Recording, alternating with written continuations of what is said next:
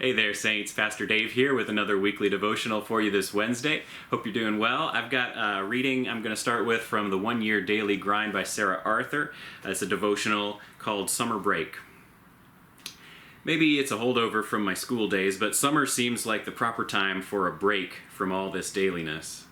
It would be nice to put off writing these daily devotionals until September, for instance. I'm sure the barista at the coffee house down the street would like a break from roasting beans. When life is particularly a grind, I think about how I'd like to be a kid on summer break again, and go off to camp, or vacation Bible school, or just swing under the tree in the backyard for hours on end. Somehow my days seemed less daily when I was a kid.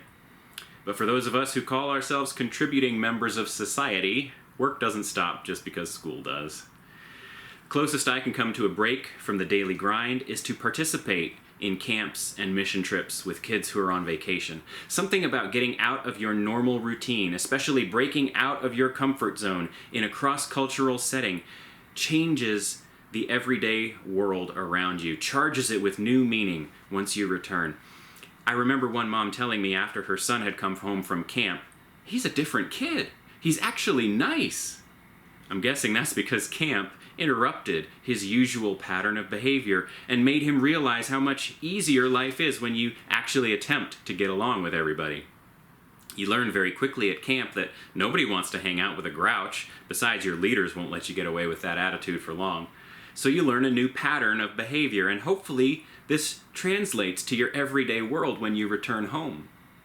There can be something spiritually formative about time away from home in the sense that it can help us break old habits and establish new, healthy patterns of Christian living. But the real trick comes in maintaining those new patterns when we're back home and the usual routine starts up again. We can't stay in a perpetual state of summer break, even spiritually, or we'll never learn to find God in the daily grind. So Saints, this is a little bit of a follow-up from last week, the other side of the coin, from looking for the blessing in the routine and in the usual, and now remembering that there's also a blessing in breaking our routine and breaking our habits and getting out of our comfort zone, finding new ways to do things and to relate and to get through life. If you're watching this live as it goes up this very week, we've got a group of youth and young adults and adults who are on a mission trip in Charleston, South Carolina.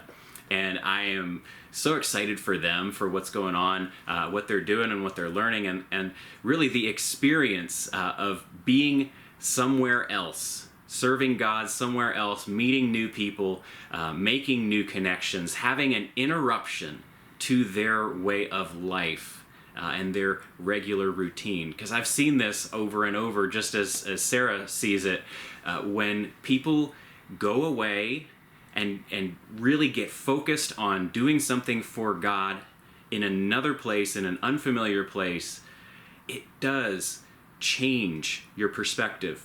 It does help reshape your priorities. It's such a valuable experience. If you haven't done it yourself recently, I'd encourage you to do it.